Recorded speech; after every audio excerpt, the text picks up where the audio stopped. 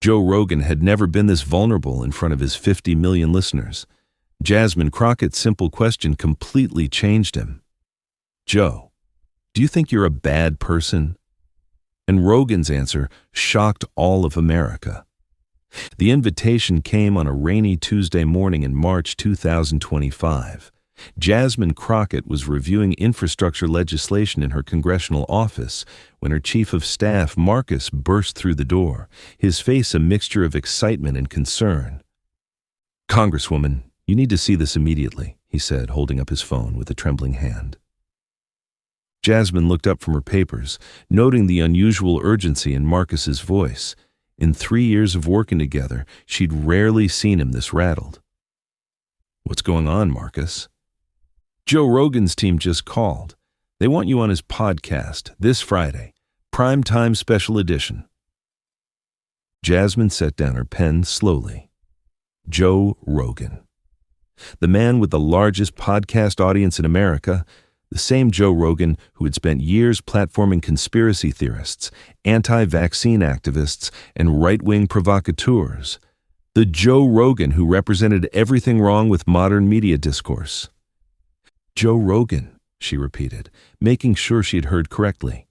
"The UFC commentator who thinks vaccines are population control?" "The very same," Marcus confirmed, sinking into the chair across from her desk. "His producer says they want a real conversation about politics with someone who isn't afraid to speak truth to power."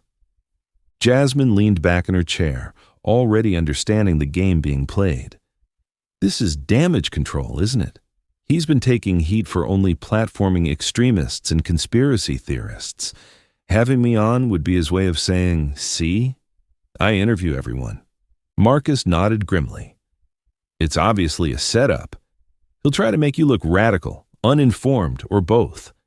His audience is predominantly white men between 18 and 45 who probably think you're everything wrong with American politics. They'll be expecting a gladiator match, and Rogan will be happy to provide it." But Jasmine was already thinking 3 steps ahead, the way she'd learned to do during her years as a criminal defense attorney. Every case required understanding not just the facts, but the psychology of everyone involved, the judge, the jury, the opposing counsel. "When does he want to do this?" she asked. "This Friday at 6 p.m., 3 hours, completely unedited, his Austin studio." "Tell them yes!" Marcus nearly dropped his phone. "Jasmine, think about this carefully. This isn't some friendly cable news interview where you get softball questions from sympathetic hosts. This is 3 hours with a man who's built his career on making people look foolish. His entire brand is built on being the common sense guy who exposes the absurdity of politicians." Jasmine stood up and walked to her office window, looking out at the Capitol dome gleaming in the afternoon sun. "Marcus, how many times have we talked about meeting people where they are instead of where we wish they were?" "This is different," Marcus protested. "Rogan isn't interested in good faith dialogue. He's interested in content. And content means conflict. He'll interrupt you, take your words out of context, and make sure his audience sees you as an out-of-touch elite who can't relate to real Americans." "Then let's give him content he wasn't expecting," Jasmine said, turning back to face her chief of staff. "Let's show his audience who I really am instead of who they've been told I am." That evening, Jasmine did something she rarely did. She called her grandmother in Dallas. At 89, Grandma Betty had lived through Jim Crow, the civil rights movement, and the election of the first black president. Her wisdom had guided Jasmine through every major decision of her political career. "Grandma, I need to ask you something," Jasmine said after they'd exchanged pleasantries. "What's on your mind, baby?" "If you had a chance to speak to a room full of people who had never heard your story, who maybe even thought they didn't like you before you opened your mouth, would you take it?" Her grandmother was quiet for a long moment, the way she always was when asked a serious question. "Child, that's been my whole life. Every room I ever walked into as a black woman in Texas in the 1950s and 60s, people had already decided who I was before I said a word. What did you do?" "I spoke anyway." and I spoke my truth, not theirs. Even when you knew they might try to tear you down, especially then. Because, baby, the people who are really listening, the ones who matter, they can tell the difference between someone speaking truth and someone performing for cameras. And sometimes, just sometimes, you can change a heart that was closed. 3 days later, Jasmine walked into Joe Rogan's Austin studio. The space was deliberately designed to feel casual and approachable. Exposed brick walls, dim lighting, a simple table with 2 microphones and comfortable chairs that encouraged long conversations. But Jasmine could feel the energy crackling beneath the surface. This wasn't casual. This was theater. Rogan greeted her with what seemed like genuine warmth, though she detected a predatory gleam in his eyes. "Representative Crockett, thanks for coming on. I have to say, I was surprised when your team said yes."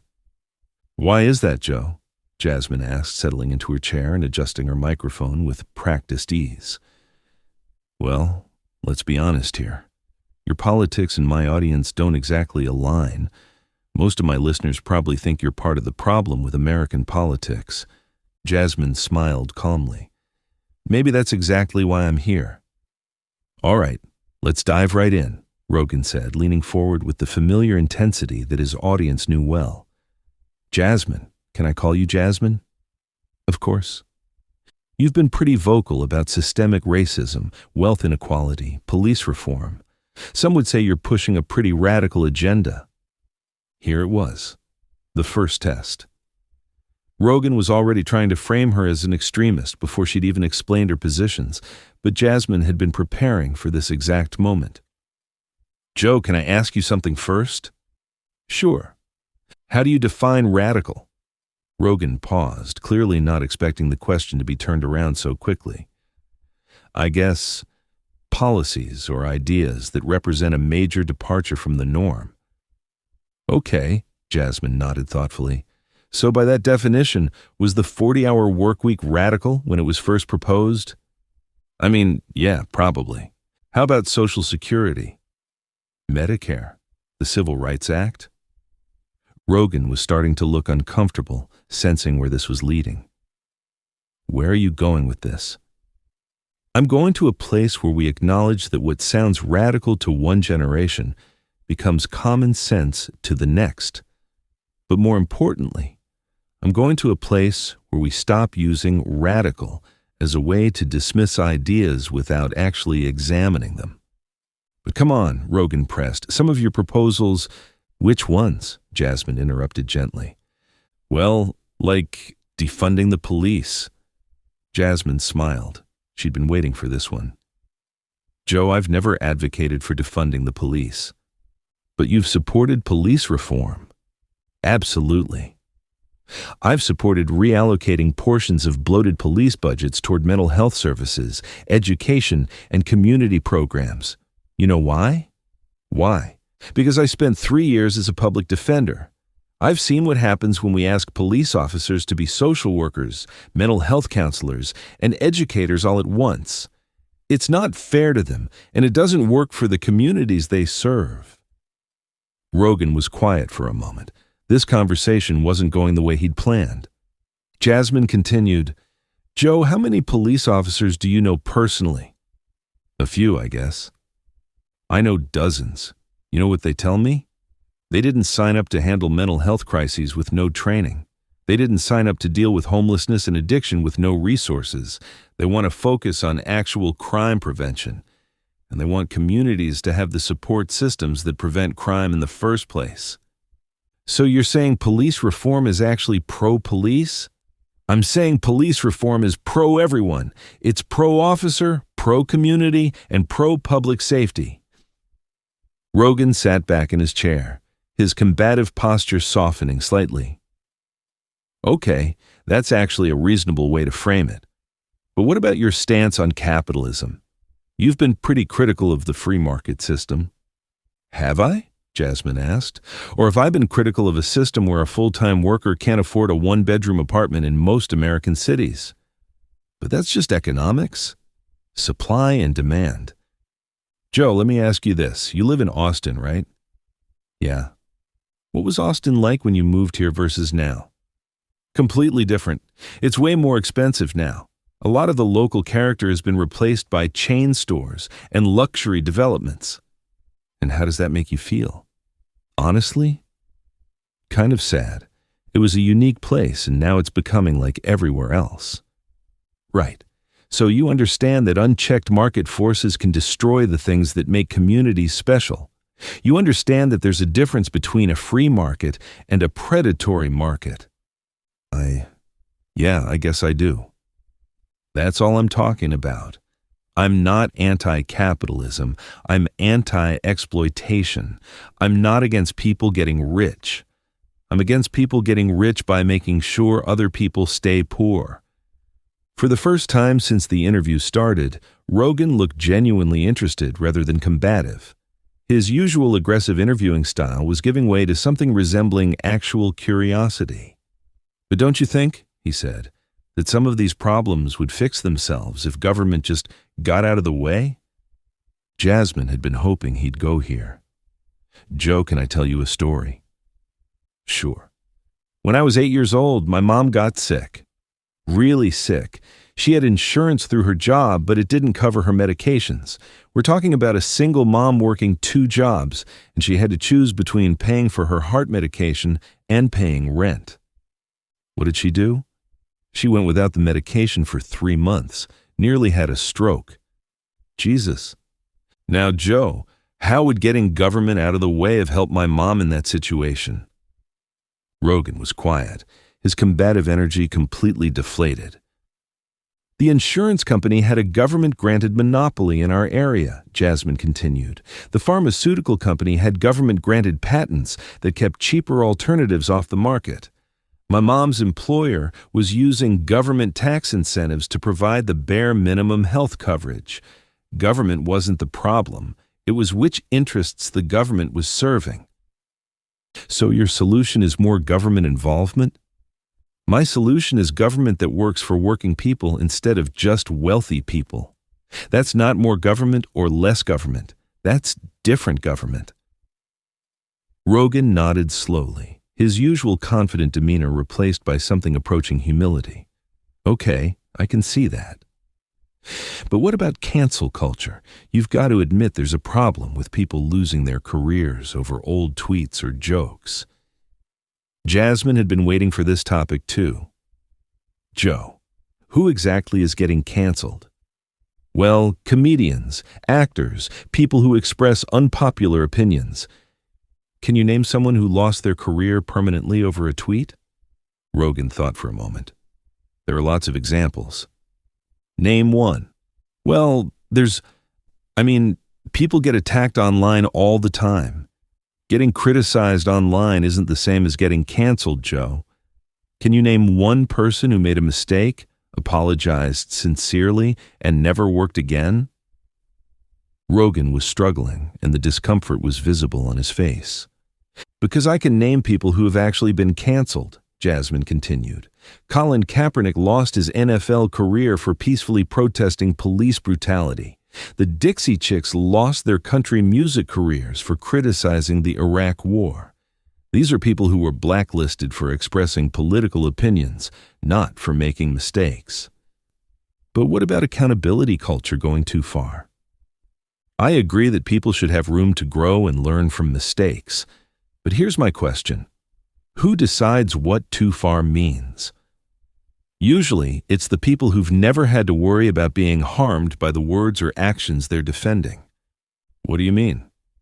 If someone makes a joke about sexual assault and survivors of sexual assault say that's harmful, who should get to decide whether their concerns are valid, the comedian or the survivors? That's complicated. It is complicated. But it's not complicated because accountability is bad. It's complicated because we're finally having conversations about harm that we never used to have. Rogan was starting to look uncomfortable again, but for different reasons this time. The confident provocateur who had begun the interview was being replaced by someone who seemed genuinely uncertain about positions he'd held for years. Let me ask you something, Joe, Jasmine said gently. Have you ever had to worry about a joke or comment ending your career? I mean, sure, I guess. No, really? Have you ever lost sleep wondering if something you said would get you fired, blacklisted, or physically threatened? Not really, no. Right. Because you're Joe Rogan. You have 50 million listeners and a $100 million Spotify deal. You can say almost anything and your career will be fine. But for a lot of people, especially women, people of color, LGBTQ folks, every public statement is calculated because the stakes are so much higher. I never thought about it that way. Most people don't until they have to. They sat in silence for a moment, the weight of the conversation settling between them. Jasmine could see something shifting in Rogan's expression, the first cracks in the worldview that had made him famous. "Can I ask you something personal?" Rogan said, his voice softer than it had been all evening. "Go ahead." "How do you deal with the hate? I see some of the stuff people say about you online, and it's really vicious. The same way you deal with it, I imagine. You remember why you're doing this in the first place. But it's different for you. The attacks are more personal." "You mean racist and sexist?" "Yeah, they are. But Joe, here's the thing I've learned. The people who send that kind of hatred, they're not actually angry at me. They're angry at what I represent, change, progress, the idea that power doesn't have to stay in the same hands forever. Does that make it easier? It makes it meaningful. When someone calls me the N-word because I'm fighting for affordable health care, I know I'm over the target." Rogan was quiet for a long moment, his usual rapid-fire commentary replaced by contemplative silence. "You know," he said finally, "I have to admit something. When my team suggested having you on, I thought it would be different. You thought you'd trip me up with gotcha questions and I'd look foolish. Yeah, kind of. And now I'm wondering if I've been getting my information about you from the wrong sources." Jasmine leaned forward slightly. "Joe, can I tell you the real reason I came on your show?" "Yeah." "Because I knew your audience had probably never heard from someone like me directly. They'd heard about me, heard interpretations of my positions, heard sound bites taken out of context, but they'd never heard me explain my own thinking in my own words. And you thought that would matter? I thought some of them might be willing to listen, and I thought some of them might discover that the boogeyman they'd been told about doesn't actually exist. What exists instead? A woman from Texas who believes everyone deserves a fair shot, that government should work for working people, and that we can disagree about solutions without demonizing each other." Rogan sat back in his chair, the transformation in his demeanor complete. The aggressive interviewer who had started the conversation was gone, replaced by someone who seemed genuinely reflective. "You know what?" he said. "I think I owe my audience an apology." "For what?" "For presenting them with caricatures instead of actual people, for booking guests based on their ability to generate controversy instead of their ability to generate understanding." "Joe, that's not just your show. That's all of media. We've turned politics into entertainment and entertainment into politics. Everyone's performing their role instead of speaking their truth. So how do we fix it? We start by admitting that most people, regardless of their politics, want the same basic things. They want to feel safe, to be able to provide for their families, to have some hope that their kids will have better opportunities than they did. Is that really possible in this environment? Joe, 3 hours ago you thought I was a radical socialist who wanted to destroy America. What do you think now?" Rogan laughed, genuinely laughed for the first time in the interview. "I think you're a thoughtful person who I disagree with about some things and agree with about others. See? That wasn't so hard." As the interview began to wind down, Rogan did something he rarely did on his podcast. He became vulnerable in front of his massive audience. "Jasmine, I have to ask you something, and I want an honest answer." "Okay. Do you think I'm a bad person?" The question hung in the air like a physical presence. Jasmine could see that this wasn't performance or content creation. This was real. This was a man genuinely questioning everything he thought he knew about himself and his impact on the world. "Joe," she said gently, "I think you're a person who's been given an enormous platform, and you're trying to figure out how to use it responsibly. I think you care about truth, even when it's uncomfortable. And I think you're brave enough to admit when you're wrong. But I've amplified some really harmful ideas. Yes, you have. And I've probably hurt people. Probably. So what does that make me?" Jasmine was quiet for a moment, choosing her words carefully. "It makes you human. The question isn't whether you've made mistakes. Everyone has. The question is what you do with the awareness of those mistakes. What would you do if you were me? I'd remember that with great power comes great responsibility, and I'd use that power to bring people together instead of driving them apart. Even people who disagree with you, especially people who disagree with me." When the podcast ended, something unprecedented happened. Instead of his usual outro, Rogan asked his producer to keep recording. He wanted to address his audience directly about what had just occurred. "I want to talk to you guys about what just happened," he said, looking directly into the camera. "I came into this interview with certain assumptions about Representative Crockett, and I was wrong. Not about everything. We still disagree on plenty of policy issues. But I was wrong about her character, her motivations, and her intelligence." He paused, running his hand through his hair. "I think I owe it to you, my audience, to be more careful about how I present people, especially people whose perspectives I don't initially understand. We can disagree with someone's politics without demonizing them as a person." The reaction was immediate and unprecedented. Within hours, clips from the interview were trending on every social media platform. But these weren't the usual angry, divisive clips that dominated political discourse. These were moments of genuine connection, understanding, and growth. Conservative commentators who had spent years attacking Jasmine found themselves struggling to explain why her positions seemed so reasonable when presented in full context. Liberal commentators who had written off Rogan's audience as irredeemable found themselves reconsidering the possibility of bridge building.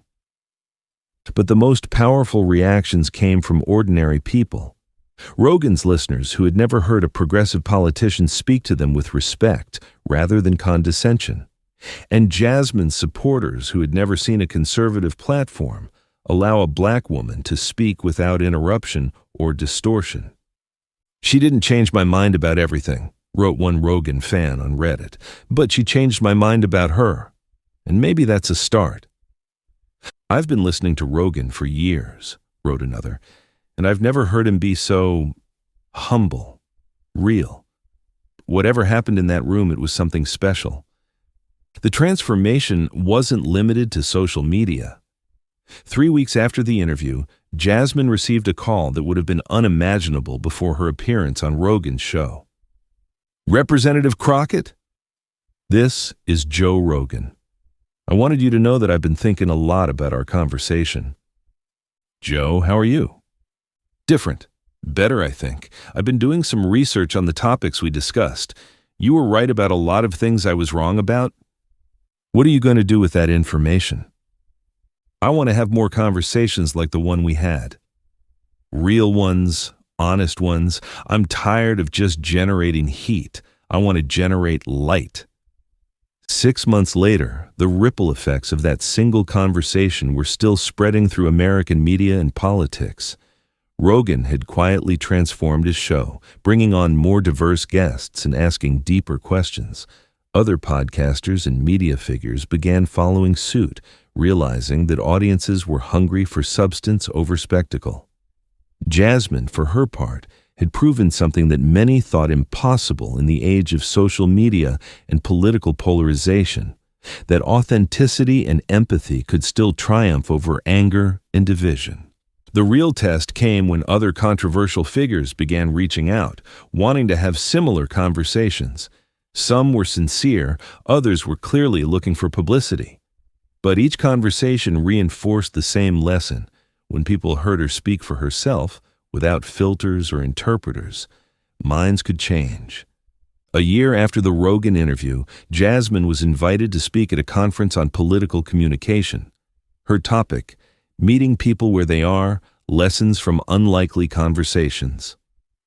The most important thing I learned, she told the audience, is that most people aren't as different from each other as our media would have us believe. They're just getting their information from different sources, talking to different people, and living in different bubbles. She paused, looking out at the diverse crowd of politicians, journalists, and citizens who had come to hear her speak. But when you strip away the noise, when you have real conversations with real people about real problems, you discover something beautiful. We're all just human beings trying to figure out how to live good lives and build a better world for our children. The standing ovation that followed wasn't just applause for a speech. It was recognition of a possibility that many had thought lost forever. The possibility that in America, we could still find ways to talk to each other across our differences. As Jasmine walked off the stage that day, her phone buzzed with a text from Joe Rogan. Watching your speech, you're still changing minds, one conversation at a time. Thank you for showing me what real leadership looks like. Because sometimes, the most powerful victory isn't defeating your opponent. It's transforming them into an ally. And that transformation starts with a simple question. Do you think you're a bad person? Followed by the courage to listen to the answer with an open heart. But the most significant change came 6 months later, when Joe Rogan did something that stunned his entire team and shocked the media world. He called Jasmine directly, not through producers or publicists, but from his personal phone. Jasmine, it's Joe. I need to ask you something, and I hope you won't think I'm crazy. What's on your mind, Joe? I want to do something I've never done before. I want to use my platform to actually solve a problem instead of just talking about it. Jasmine was intrigued. Since their interview, Rogan had been quietly transforming his show, bringing on more diverse guests and asking deeper questions. But this sounded like something bigger. What kind of problem? She asked. The homeless crisis in Austin? It's gotten completely out of control since I moved here, and everyone just argues about it instead of doing anything. I've got reach, I've got resources, and I've got an audience that trusts me. But I don't know how to use those things to actually help. It was a remarkable admission from someone who had built his career on having strong opinions about everything. What are you thinking? I want to bring together the smartest people I can find. City officials, social workers, formerly homeless people, business leaders, activists, and have real conversations about real solutions. Not soundbite politics, but actual problem solving. That sounds like exactly what Austin needs, Jasmine said. But why are you calling me? Because our conversation taught me something I should have learned years ago. I don't know what I don't know. And when I don't know something, I need to listen to people who do. 3 weeks later, Jasmine found herself on a plane to Austin, not for another podcast appearance, but to participate in something unprecedented, a week-long series of conversations that Rogan was calling solution sessions. The format was unlike anything in media. No studio audience, no time limits, no commercial breaks. Just groups of 8 to 10 people sitting around tables, talking through complex problems with the patience and respect usually reserved for family dinners. The first session focused on understanding the scope of Austin's homeless crisis. Rogan had assembled an unlikely group, the city's homeless services coordinator, a formerly homeless veteran named Marcus Rodriguez, a local business owner, a social worker, a police officer, and a housing advocate. I used to walk past homeless people every day, Rogan admitted to the group. I'd feel bad, maybe give someone money, but I never really thought about why they were there or what would actually help them.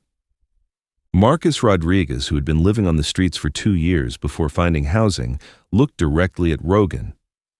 Most people don't want to know. It's easier to assume we're all addicts or criminals than to understand that most of us are just people who ran out of options. Tell me about running out of options, Rogan said, and for the next hour he listened without interrupting as Marcus described a cascade of circumstances, job loss, medical bills, family breakdown, that had led him from middle-class stability to sleeping under bridges. The conversation was raw, honest, and completely unlike anything Rogan had ever aired. There were no viral moments or quotable sound bites, just human beings trying to understand each other and figure out solutions. By the third session, something remarkable was happening. The participants weren't just talking to Rogan's cameras, they were talking to each other.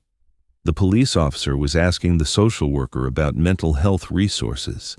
The business owner was offering job training programs. The housing advocate was connecting with the city coordinator about policy changes. "This is what I didn't understand before," Rogan told Jasmine during a break. "I thought my job was to have opinions about everything. But sometimes the most powerful thing you can do is create space for other people to have the conversations that matter." The series culminated in something Austin had never seen. A public forum where hundreds of citizens came together to hear the findings from the solution sessions and commit to specific actions.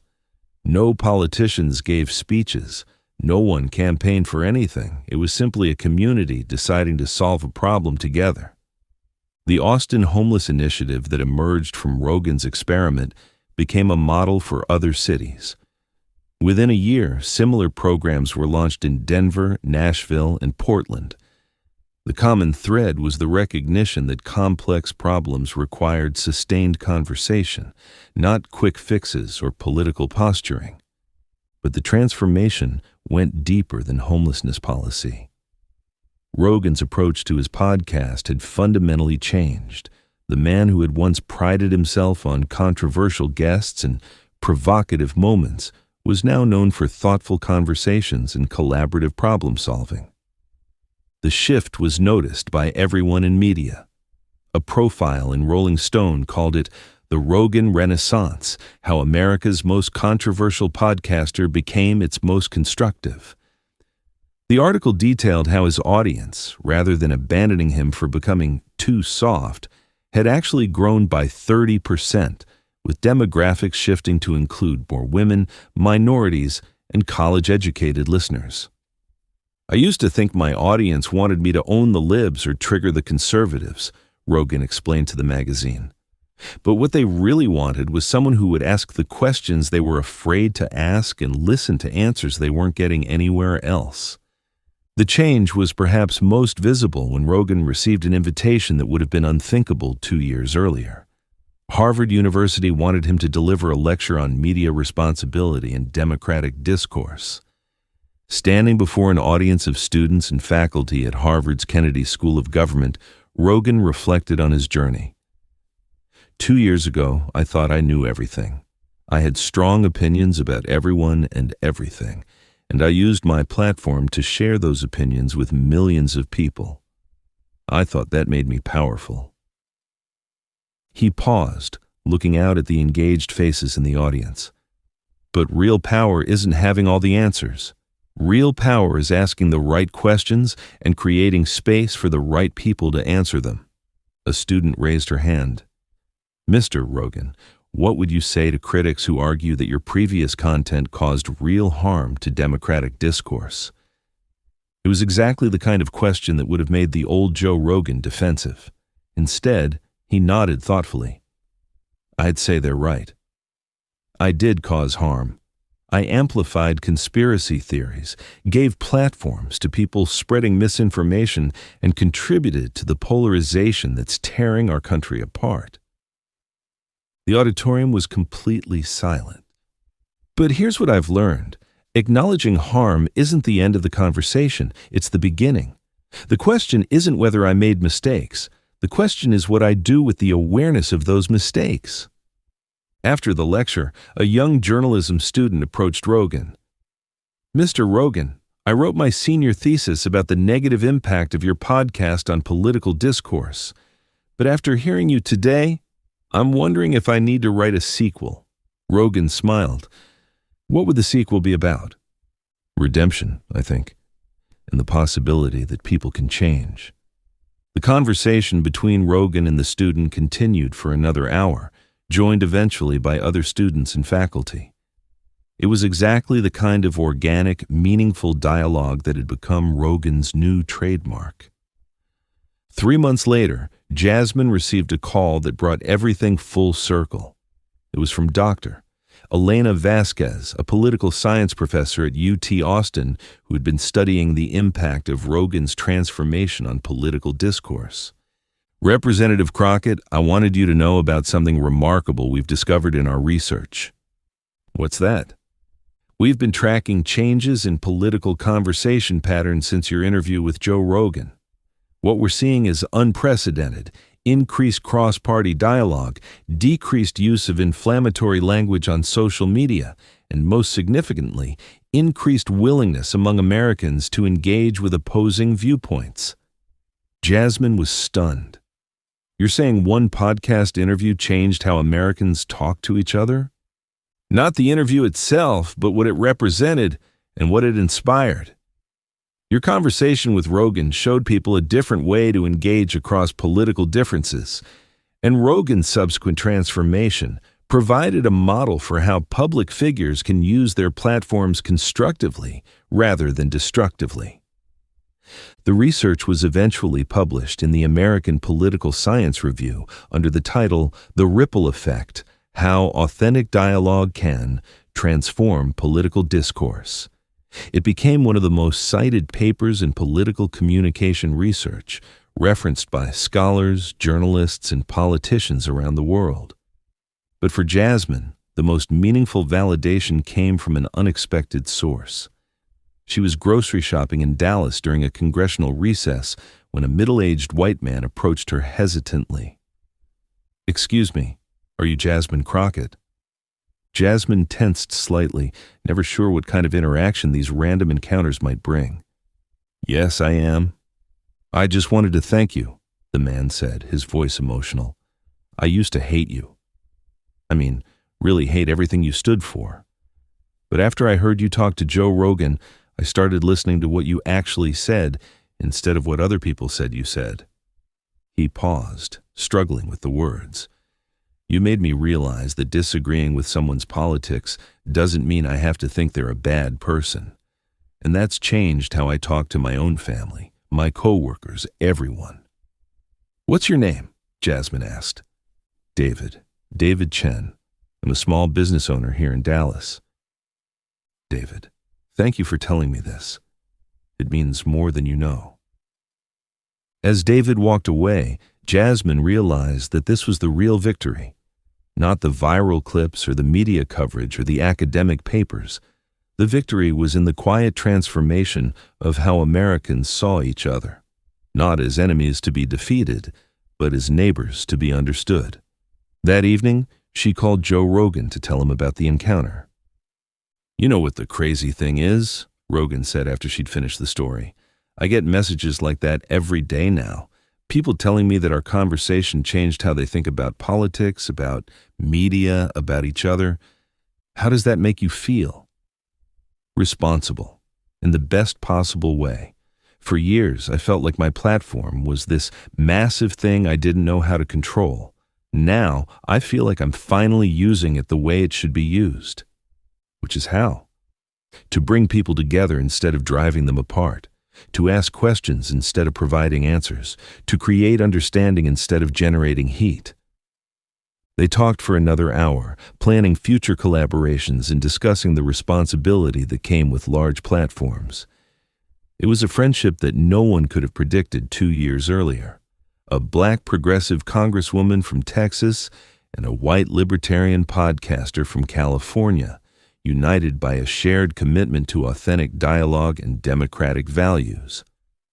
6 months later, when Time magazine named Jasmine Crockett one of the 100 most influential people of 2026, the citation read, "In an era of political polarization and media dysfunction, Representative Crockett has shown that authentic dialogue can still triumph over performative politics. Her willingness to engage across ideological divides has inspired a new generation of leaders to choose understanding over ideology. But the citation that meant the most to Jasmine came from an unexpected source.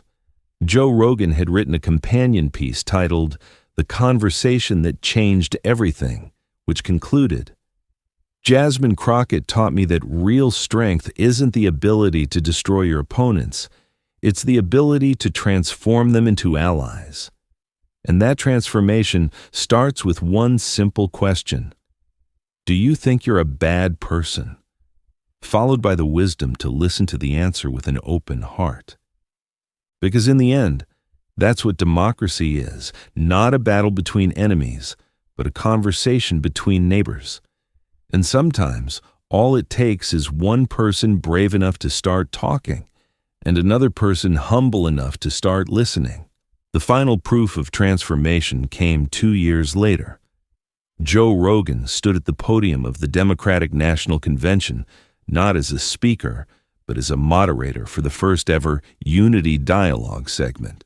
Democrats and Republicans sharing the stage, having real conversations about real solutions. 2 years ago, Rogan told the audience, "I thought my job was to have all the answers. Today, I know my job is to ask the right questions and create space for the right people to answer them." In the audience, Jasmine Crockett smiled, knowing that democracy had found its voice again. One conversation at a time, America was remembering how to talk to itself. If this story moved you, if you believe in the power of honest dialogue to bridge divides and transform hearts, make sure to subscribe. We're documenting the conversations that matter, the moments when understanding triumphs over ideology, and the people brave enough to choose curiosity over certainty. Ring that notification bell, because democracy works best when we remember that our neighbors aren't our enemies. They're our fellow Americans, deserving of respect, understanding, and the benefit of the doubt. And let us know in the comments, what question would you ask that could change everything?